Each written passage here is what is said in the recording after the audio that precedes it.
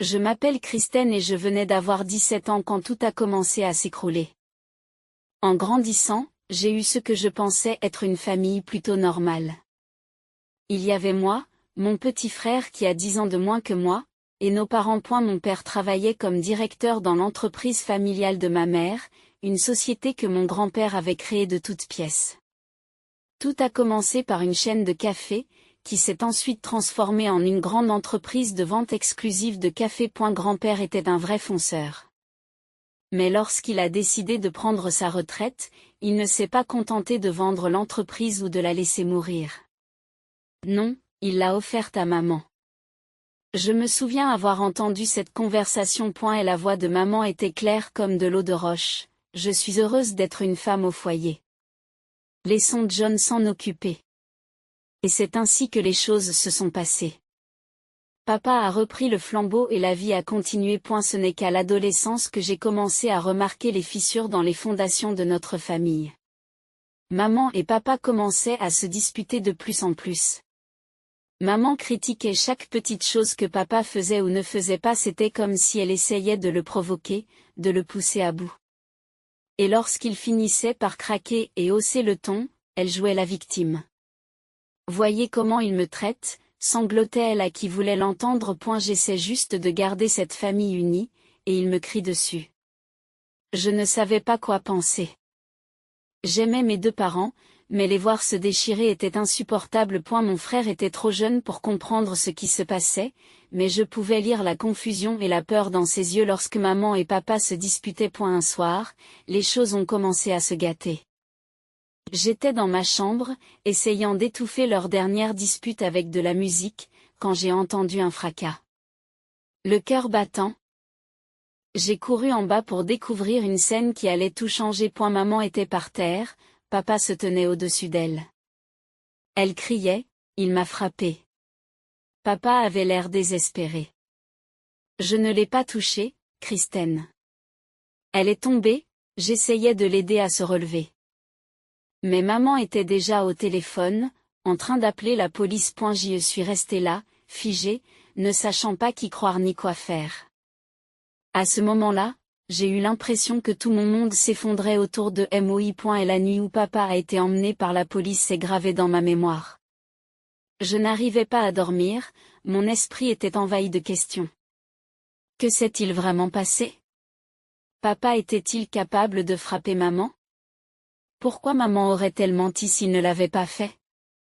Les jours suivants ont été très flous. Papa a été libéré sans poursuite et maman, dans un élan de générosité, a retiré sa plainte. Mais le mal était fait. La tension dans notre maison était insupportable. Maman s'acharnait à dépeindre papa comme un monstre qui la tourmentait depuis des années. Il a toujours eu du caractère, me chuchotait-elle quand papa n'était pas là. Je t'ai protégé, toi et moi, du pire. Le divorce est arrivé plus vite que je ne l'aurais cru. Un jour, papa faisait une seule valise, l'air perdu dans sa propre maison. Je suis désolé, les enfants, a-t-il dit, la voix brisée. Je vais arranger les choses, je vous le promets. Mais comment aurait-il pu le faire? Maman a tout eu dans le divorce, la maison, la voiture, même le poste de papa dans l'entreprise.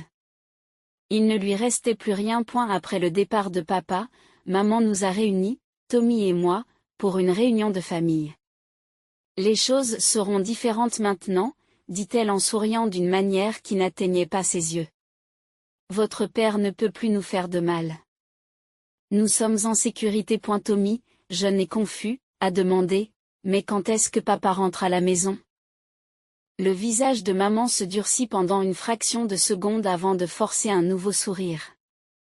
Oh, mon chéri, papa a besoin d'un peu de temps pour travailler sur lui-même. Mais nous nous débrouillerons très bien sans lui. Je n'arrivais pas à me débarrasser du sentiment que quelque chose n'allait pas, mais à chaque fois que j'essayais de remettre en question la version des événements de maman, elle me faisait taire.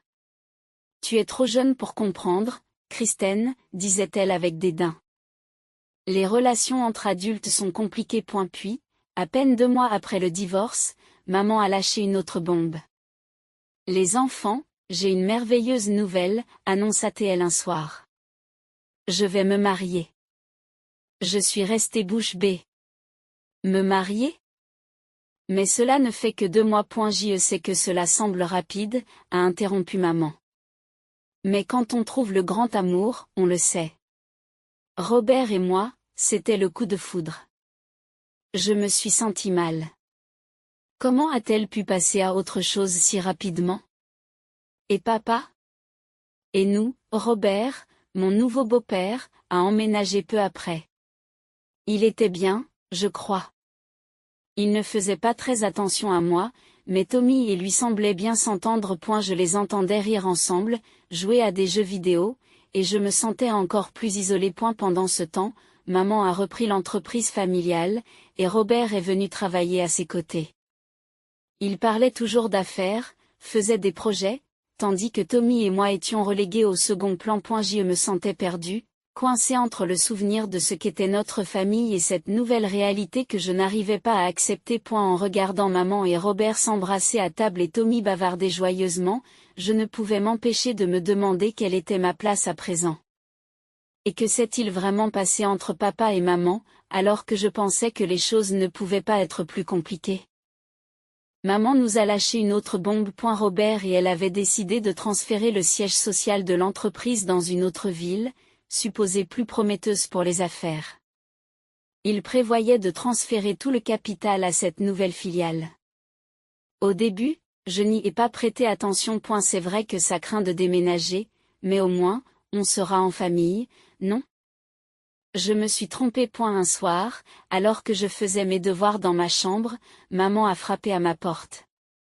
Kristen, chérie, tu sais que Robert et moi déménageons pour le travail. Oui, quand est-ce qu'on part? Ai-je demandé, en préparant déjà mentalement ma chambre. Le visage de maman s'est transformé en une expression que je n'arrivais pas à lire. C'est ça le problème, ma chérie. La nouvelle maison n'est pas très grande. Et comme tu as presque fini le lycée, nous avons pensé qu'il valait mieux que tu restes ici. J'ai eu l'impression de recevoir un coup de poing dans le ventre. Rester ici? Mais, et Tommy? Tommy est plus jeune, il a plus besoin de nous, dit rapidement maman. Et puis, tu ne voudrais pas changer d'école juste avant tes examens, n'est-ce pas? Nous pensons qu'il vaut mieux que tu restes avec ton grand-père. Je n'arrivais pas à croire ce que j'entendais. Ils me laissaient derrière eux? Mais maman, je veux être avec toi et Tommy. On ne peut pas trouver un endroit plus grand? La voix de maman est devenue sévère. Kristen, la décision a déjà été prise. C'est pour le mieux, crois-moi. C'est ainsi que mon monde a basculé à nouveau. En quelques semaines, maman, Robert et Tommy sont partis, et j'ai emménagé chez Grand-Père. Et ne vous méprenez pas, grand-père est génial, mais je me suis sentie abandonnée, mise de côté, comme si je n'avais pas ma place dans leur nouvelle famille parfaite. Peu de temps après, j'ai fêté mon 18e anniversaire. J'espérais, peut-être bêtement, que maman et Robert reviendraient pour l'occasion. Mais non, ils étaient trop occupés par leur travail pour venir.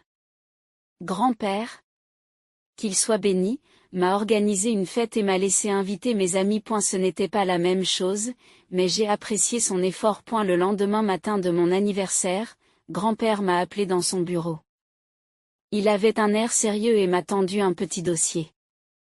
Joyeux anniversaire, Kristen, dit-il, une lueur d'espoir dans les yeux. C'est mon cadeau pour toi, maintenant que tu es majeure.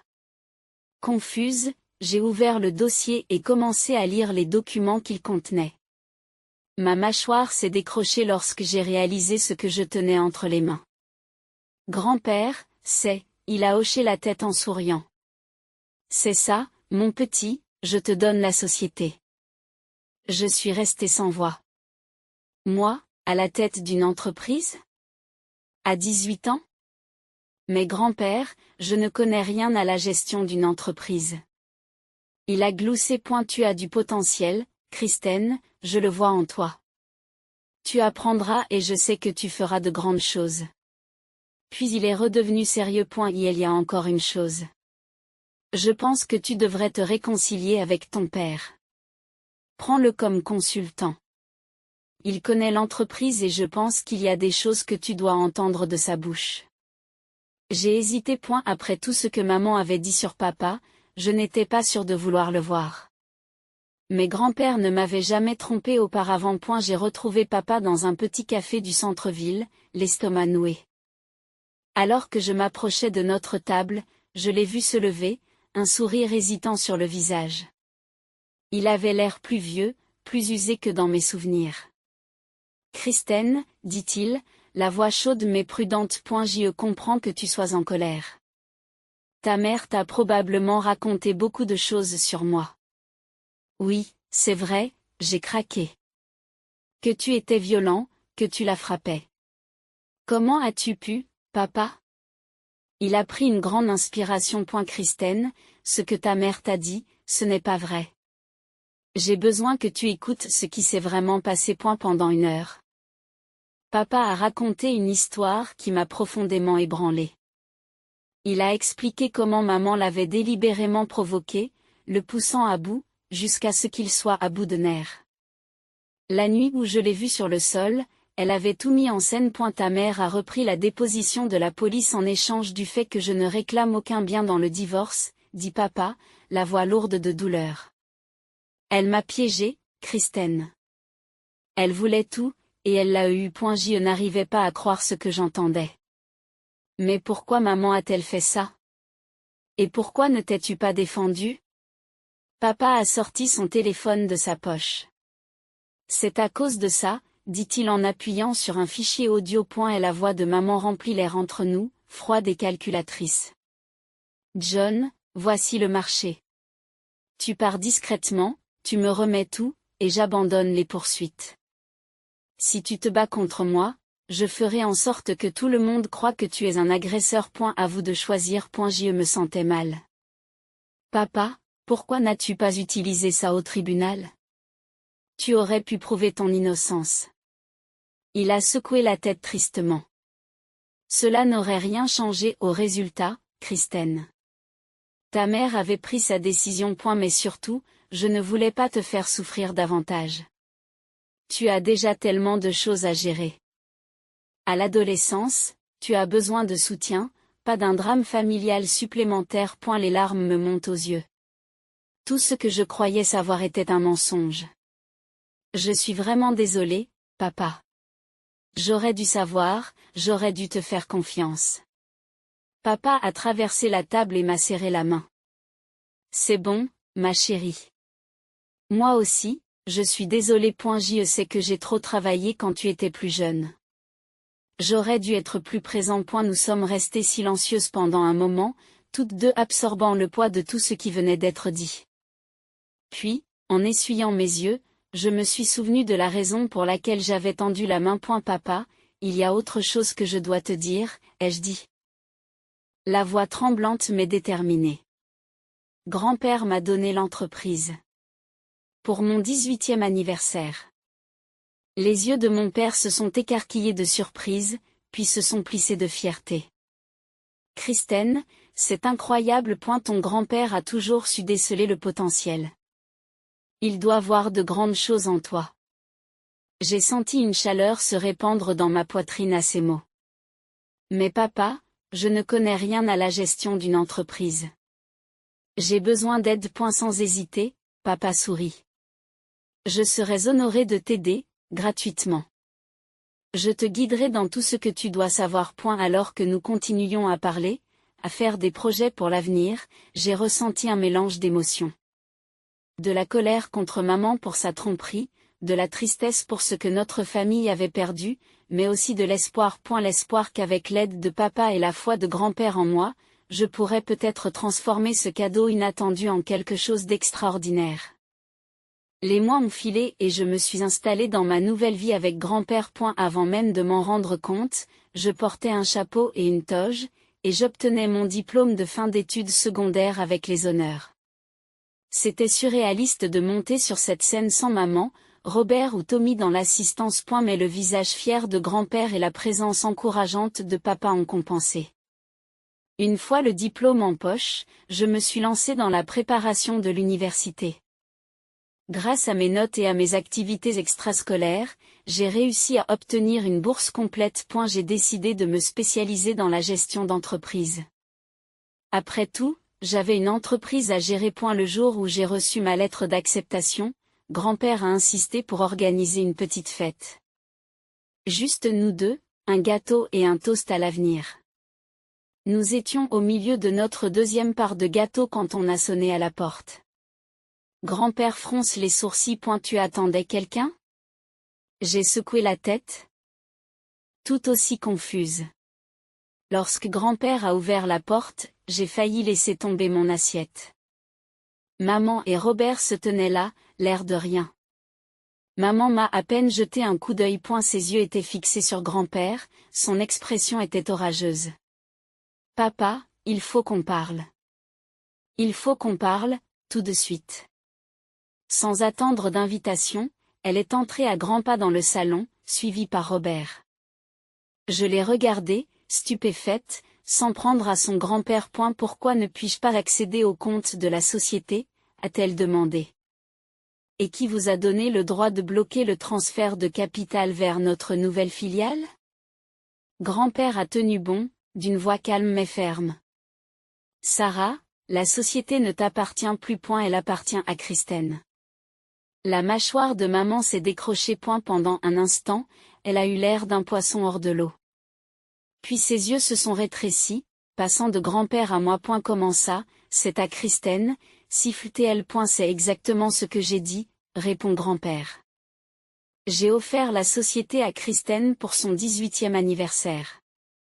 C'est à elle de prendre toutes les décisions concernant son avenir et ses finances. Le choc sur le visage de maman a rapidement cédé la place à un sourire simulateur, tandis qu'elle se tournait vers moi. Kristen, ma chérie, tu m'as tellement manqué.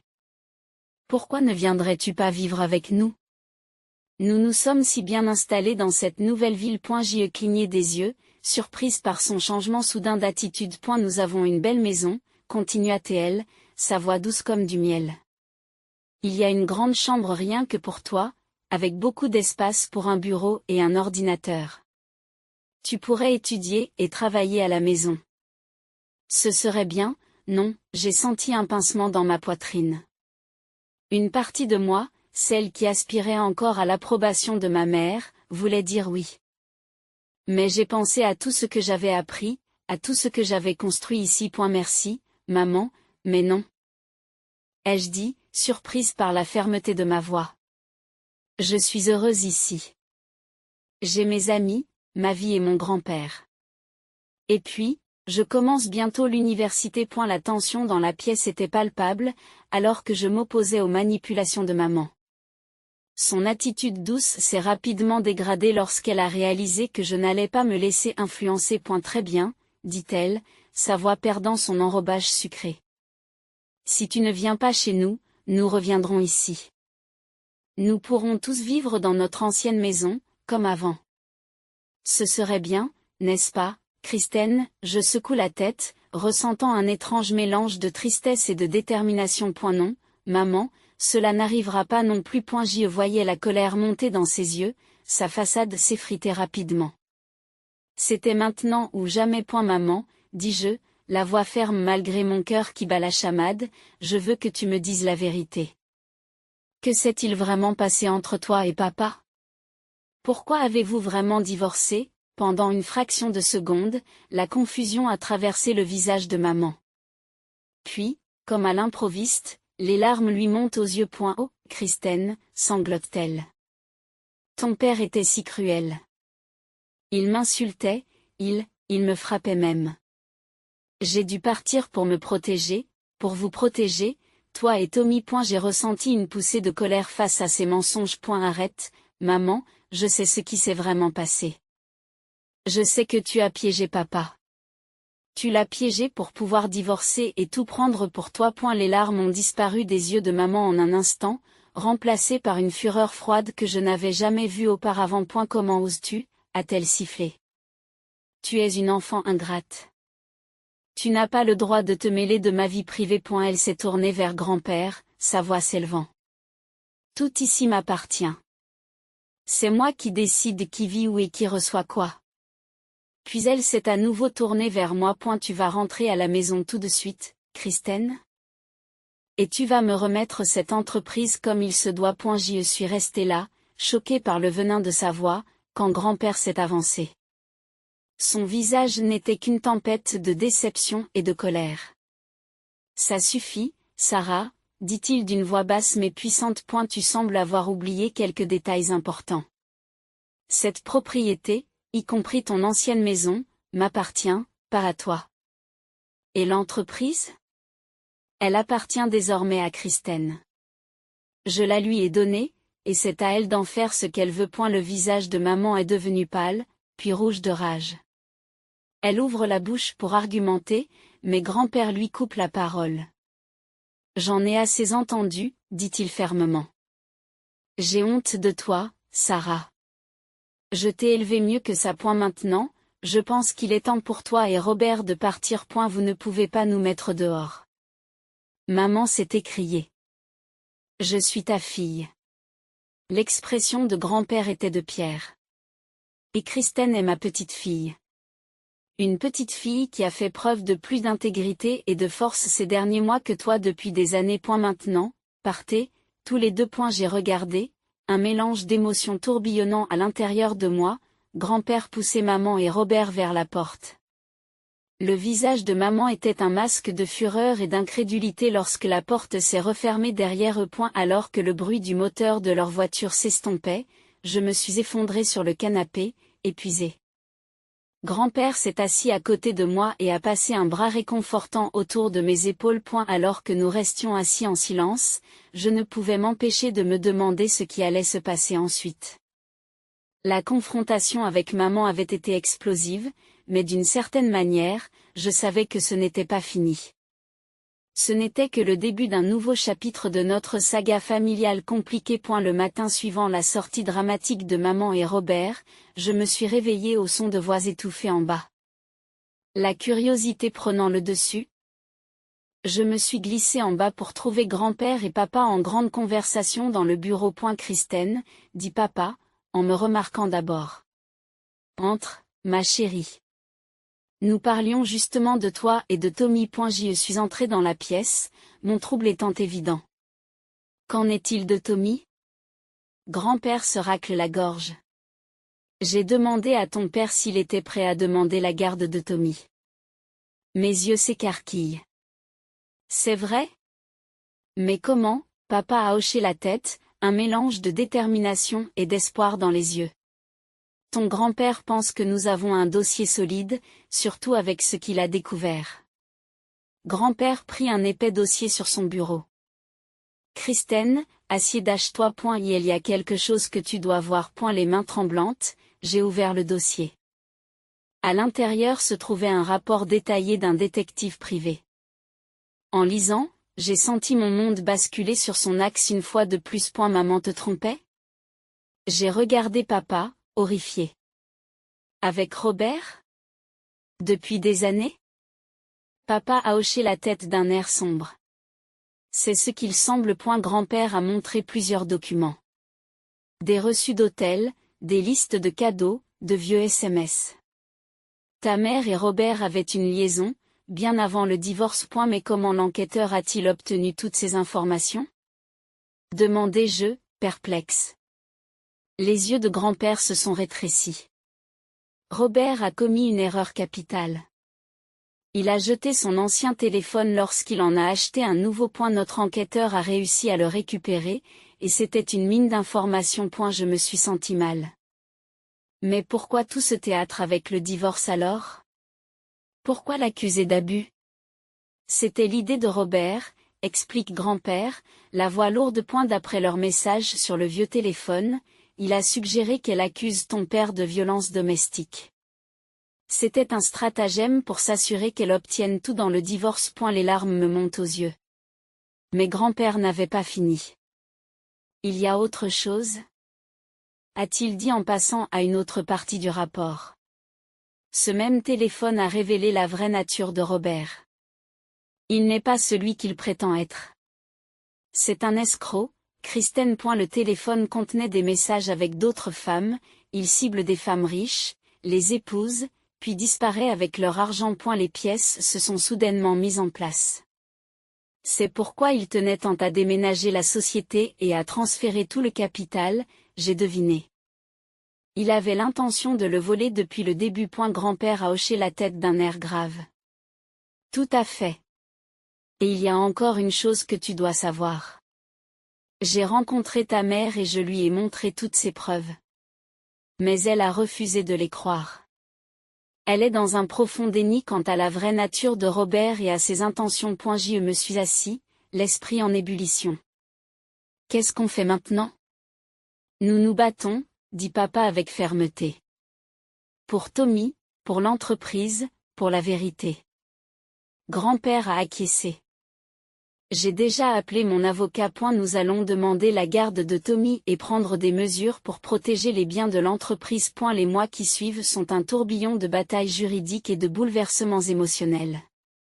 Papa s'est battu sans relâche pour obtenir la garde de Tommy. Je les ai soutenus à chaque étape, déterminé à ramener mon petit frère à la maison. Et la salle d'audience était tendue, la mère essayant de dépeindre son père comme un monstre, racontant des histoires de maltraitance et de négligence. Mais ces mensonges se sont effondrés face à la montagne de preuves que nous avions rassemblées. Le juge a écouté attentivement notre avocat présenter les conclusions du détective. Les messages téléphoniques retrouvés, la preuve de la liaison de maman et le plan élaboré qu'elle et Robert avaient concocté pour piéger papa. Je n'oublierai jamais l'expression du visage de ma mère lorsque le juge a accordé la garde complète à mon père. C'était un mélange de choc, de colère et d'autres choses. Peut-être la première lueur de réalisation que son monde soigneusement construit était en train de s'effondrer. Le coup de grâce est venu peu après. Robert, en apprenant que maman se retrouvait sans entreprise, sans maison et avec une pension alimentaire à verser, s'est montré sous son vrai jour. Et elle a disparu du jour au lendemain, s'est enfuie avec une autre femme et a laissé sa mère sans rien d'autre que les conséquences de ses actes. Dans un geste désespéré, maman a essayé de se réconcilier avec papa.